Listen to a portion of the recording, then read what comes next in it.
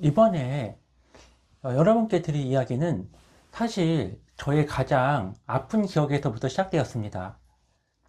저도 한때는 회사 가는 게 지옥 같은 시절이 좀 있었습니다.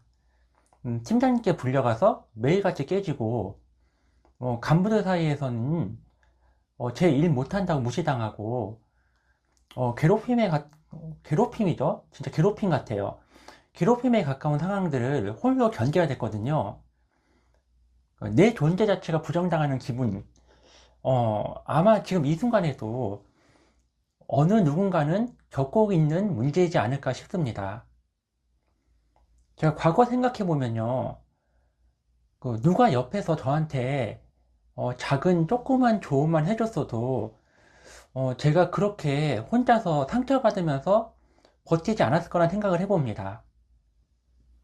그냥 대책 없이 당하며 괴로워하는 대신에 내 자신을 보호하는 법을 배워서 훨씬 당당하게 내 자리를 지키고 저를 드러내는 모습, 네, 이렇게 하지 않았을까 싶습니다.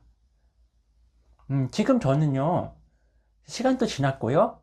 다행히 저는 그 시간을 다 극복해냈고, 지금은 그냥 농담 타는 사람들하고 제가 예전에 겪었던 그 고통을 웃으며 말할 수 있게 되었지만은, 한켠에는 좀 슬픈 마음이 있어요. 그리고 이 영상을 보시는 여러분들이 저처럼 멀리 돌아오면서 상처를 받는 일이 없었으면 해서 이 영상을 준비하게 되었습니다. 과거에 저한테 꼭 해주고 싶었던 20가지 이야기. 지금 이 영상을 통해서 확인해 보시길 바랍니다.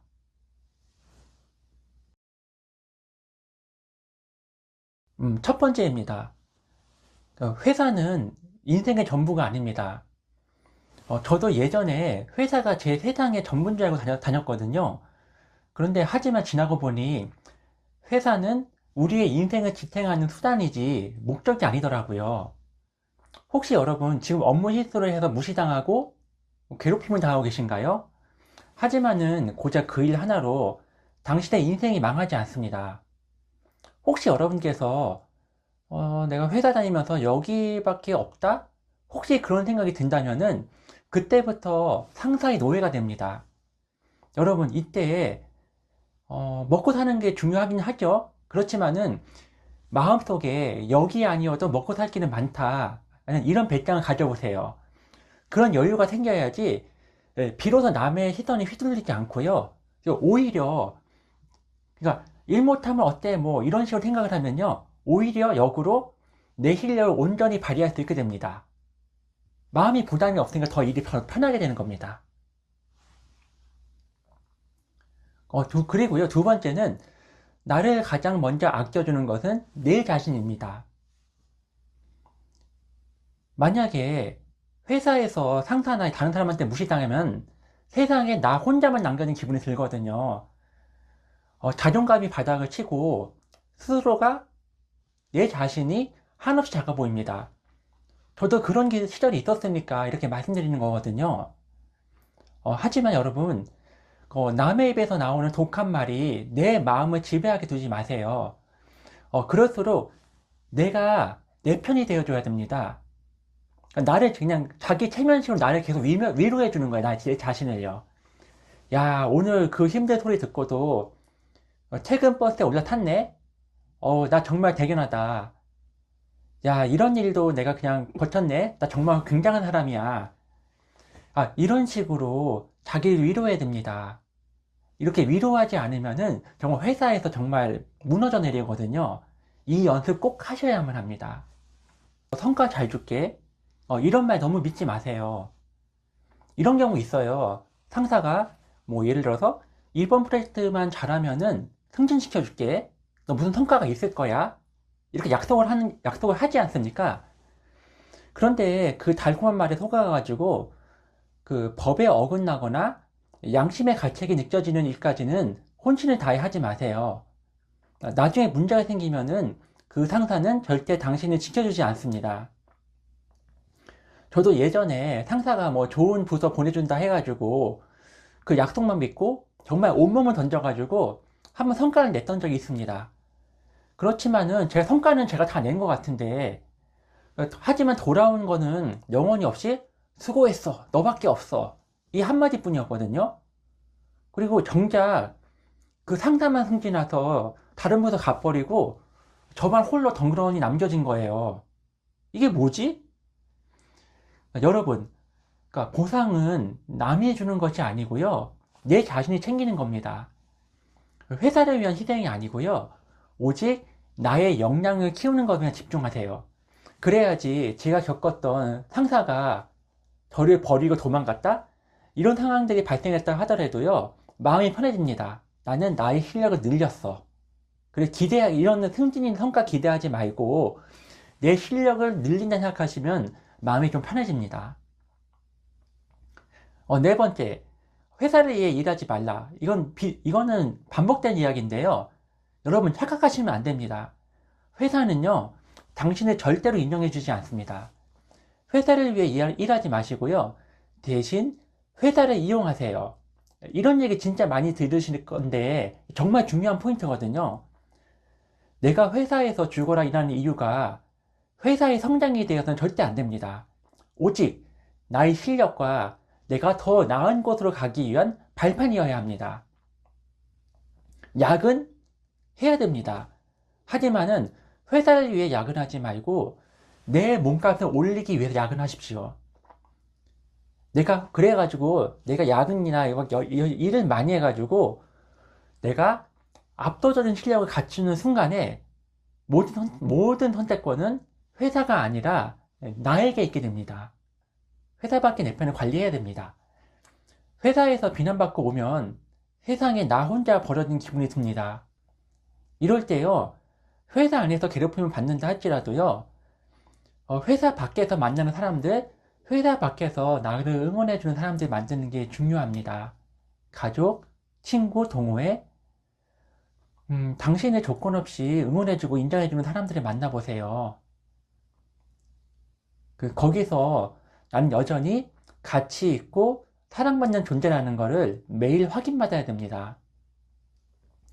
밖에서 그렇게 나를 응원해주는 마음을 좀 제가 그 사랑을 받아야지 다음날, 그 다음날 다시 그 전쟁터 같은 회사로 나갈 마음이 생기게 됩니다. 여섯 번째는 주눅 들지 말라, 쫄지 말라 이렇게 얘기하고 싶거든요. 어떻게 보면은 제가 과거에 저한테 가장 해주고 싶었던 말 같아요. 이게 제 직장생활에서 가장 중요한 포인트 같아요. 여러분께서 만약에 회사에서 누구나 실수할 수 있지만은 회사에서 실수했을 때 절대 위축되지 마세요. 왜냐하면요, 당신이 실수해서 주눅드는 순간에요, 공격자는요 본능적으로 당신을 더 몰아세웁니다. 실수는 누구나 할 수 있는 거고요. 좀 그렇지만 너무 심하다, 상대방의 공격이 너무 심하다 할 때는요, 어깨를 펴고 당당하게 상대를 좀 쳐다보실 필요가 있습니다. 물론 힘들죠. 속으로는 떨려도 겉으로는 당당하게 죄송합니다, 바로 수정하겠습니다 하고 바로 마침표를 찍으시고 여러분들이 하실 일을 하셔야 됩니다. 여러분이 속으로는 무서워도 겉으로 당당하게 보여야지 상대방이 여러분에 대한 공격을 멈춥니다. 일곱 번째, 회사에는 친구가 없습니다. 여러분 회사 생활이 고되고 외롭잖아요. 그러면 누군가에게 마음을 기대고 싶고 내 마음의 이야기를 나누고 싶어하는 이런 일들이 있습니다. 그렇지만 냉정히 말해서 회사에 친구는 없습니다. 저도 예전에는요, 저하고 친한 직장 동료가 몇 명 있었거든요. 근데 그 동료가 평생 저하고 같이 갈 동료인 줄 알았어요. 하지만 회사를 나오는 순간 그 관계는 그냥 신기루처럼 사라져요. 진짜 이해관계가 얽힌 곳에서는요, 영원한 내 편은 없는 것 같습니다. 여러분 마음 단단히 먹으세요. 회사에서 당신을 끝까지 돌봐주고 지켜줄 존재는요, 오직 여러분 자신뿐입니다. 직장 동료, 지인, 적당한 거리를 유지하는 것이 여러분의 마음과 평온을 지키는 가장 현명한 방법입니다.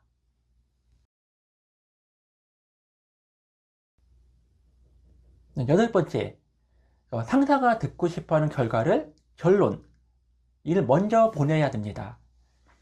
여러분 보고할 때 이렇게 많이 하시잖아요. 보고할 때 긴장해서 과정부터 구구절절 설명하고 막 이렇게 얘기하잖아요. 하지만은 이거는 상사를 지치게 만드는 지름길입니다.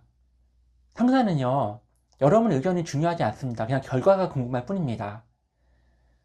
제 경우에는요, 신입 시절에 밤새워서 완벽한 보고서를 제 딴에는요, 완벽한 보고서 써갔다 생각했는데, 상사가 그 도입부가 길다고 막 대충 보더니 제대로 읽지도 않고 반려했어요. 그냥 뭐 이래, 보고서가 뭐 이래. 그때 깨달았습니다. 결론부터 얘기하지 않으면은 아무리 내 노력을 쏟아부어도 내 노력은 바로 쓰레기통으로 간다. 이런 걸 깨달았거든요.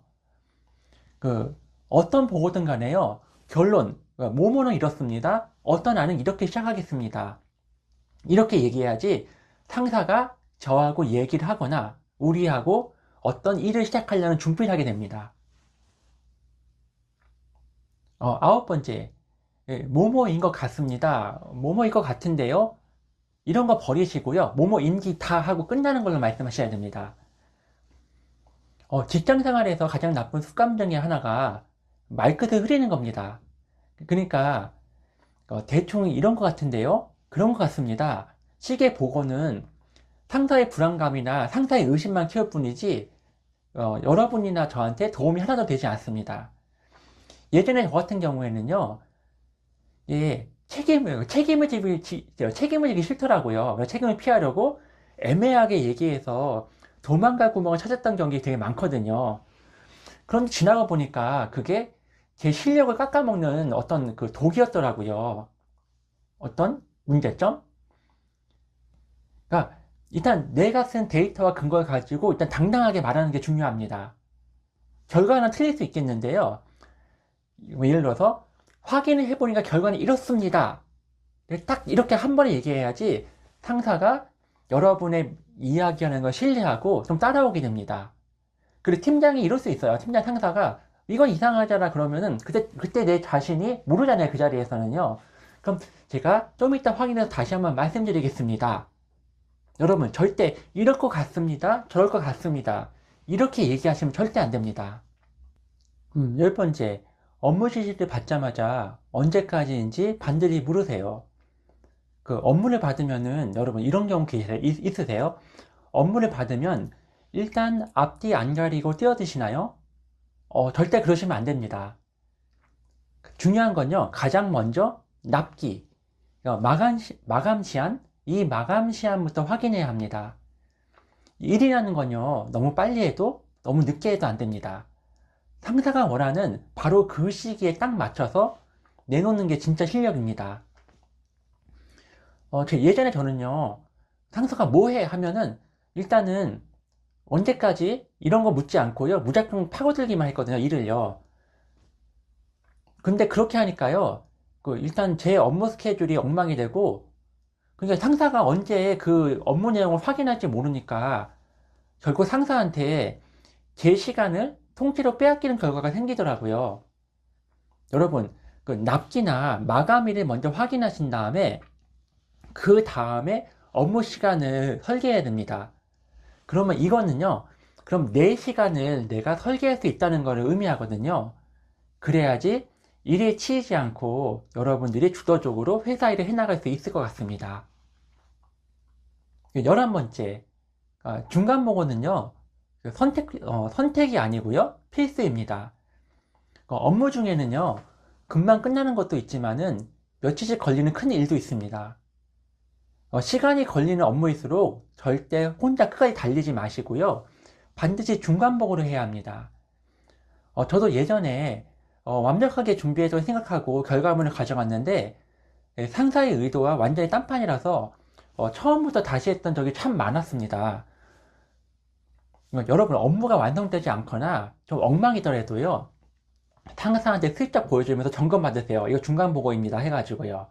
근데 중간 보고란 게 이건 상사를 기쁘게 해주는 거, 상사를 편하게 해주는 거, 이런 거 절대 아닙니다.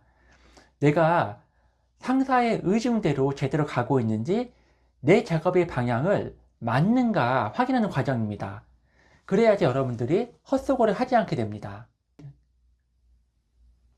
12번째, 일하는 척이 아니라 일한 근거를 남겨야 합니다.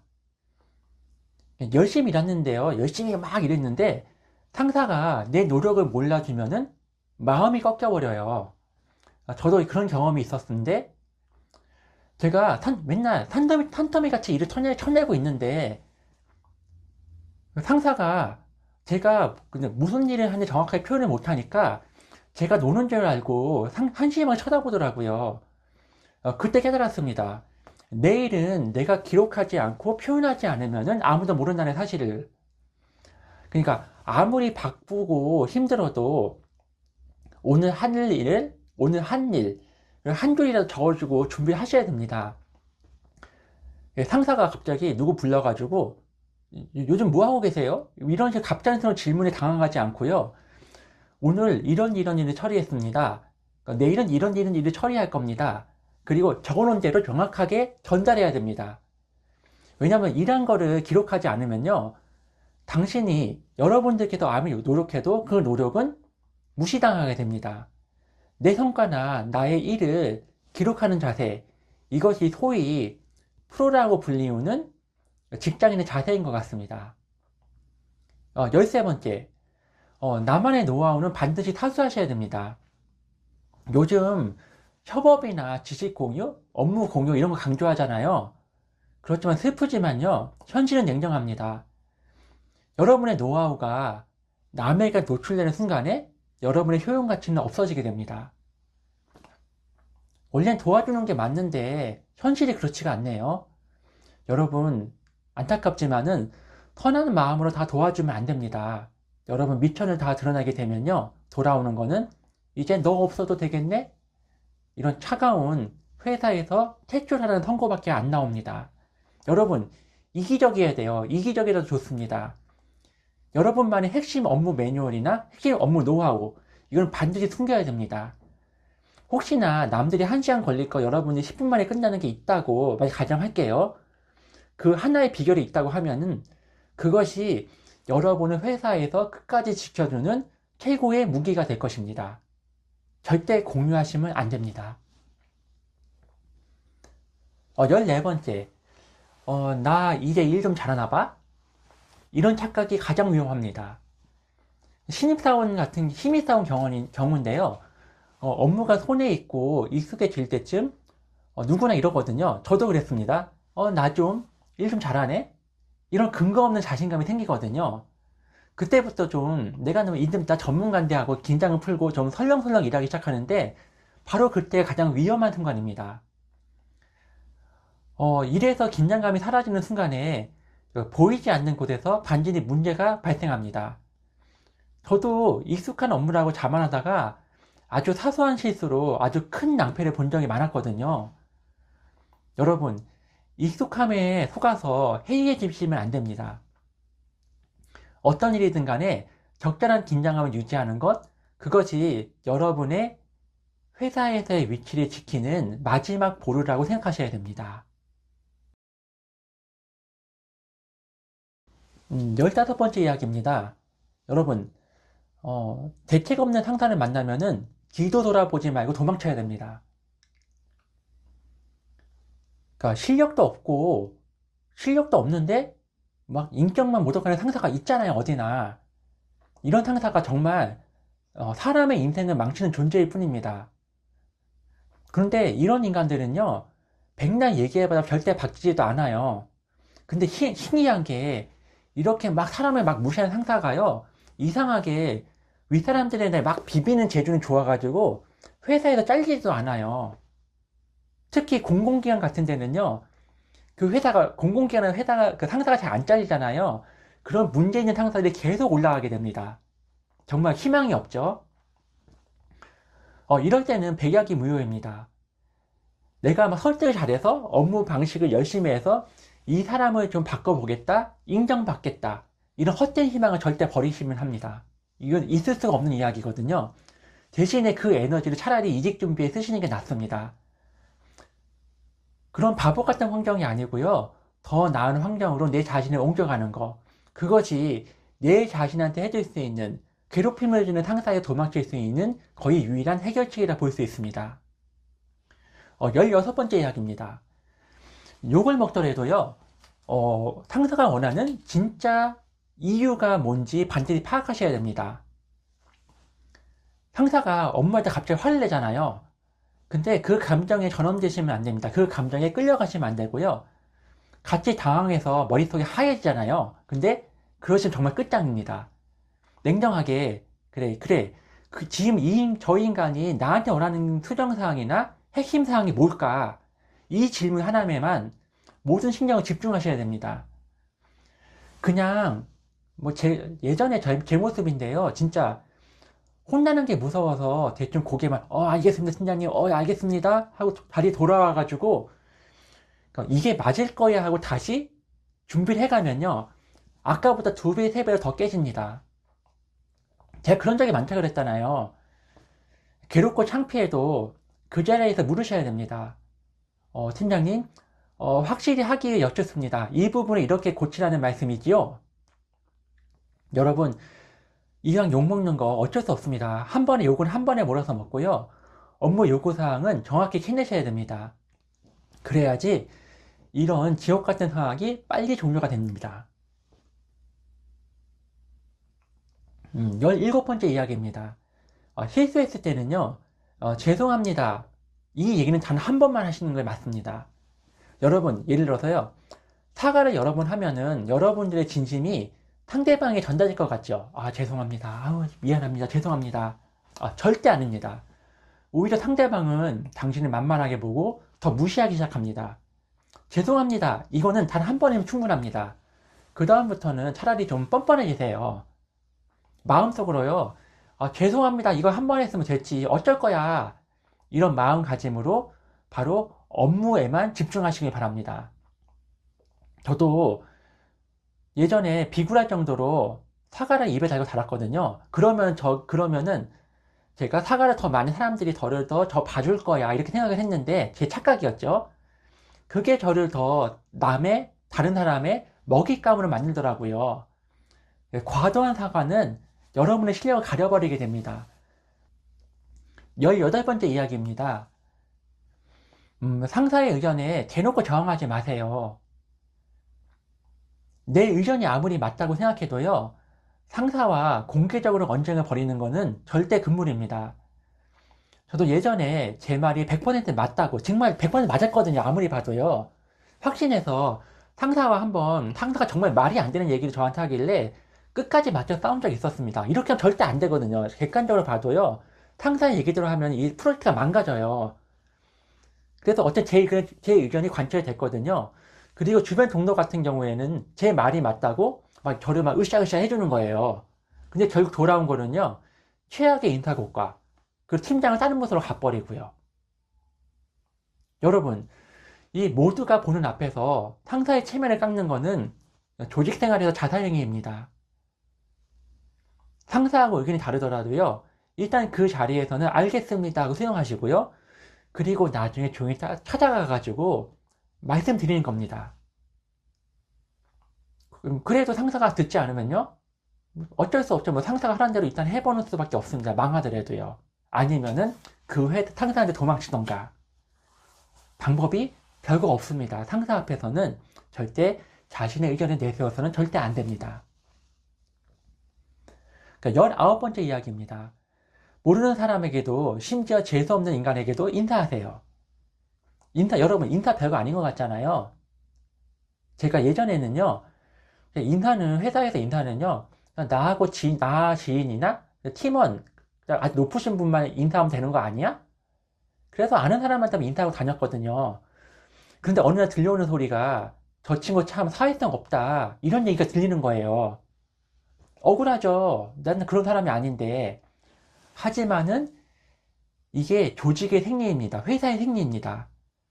여러분, 평소에 쌓았던 그 사소한 안녕하세요. 이 한마디가 결정적인 순간에 여러분을 보호해주는 강력한 평판이 됩니다. 인사 그냥 돈 드는 거 아니니까 인사 그냥 막 하고 다니세요. 안녕하세요. 이거 다니세요. 인사는요, 나를 낮추는 행위가 아니고요. 내 평판을 지켜주는 어떤 정말 효율적인, 그리 간단한 행위라고 얘기할 수 있겠습니다. 20번째 이야기입니다. 절대 혼자 일하시면 안 됩니다. 여러분 중에 혹시 문제가 생기면 어떻게든 나 혼자 해결해 보겠다 하고 밤을 새우시는 분이 계시나요? 제가 그런 사람이었습니다.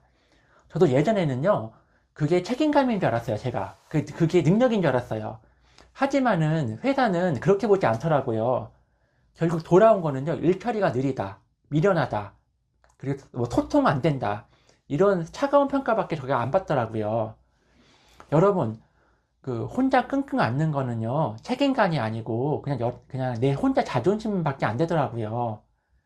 조금 창피하더라도요, 어려운 일이나 내가 해결할 수 없는 뭐 일이 생겼다. 그러면 즉시 내 주위에 도움을 요청하는 겁니다.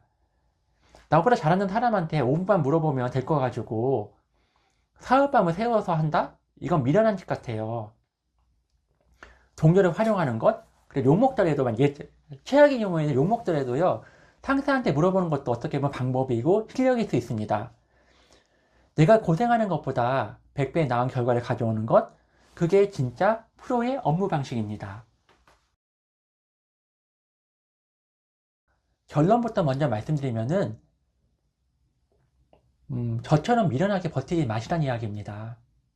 여러분, 제가 오늘 이 20가지 이야기를요, 왜 이렇게 길게 했는지 아십니까? 제발 여러분 같은 경우에는 과거의 저처럼 미련하게 살지 마시라는 겁니다.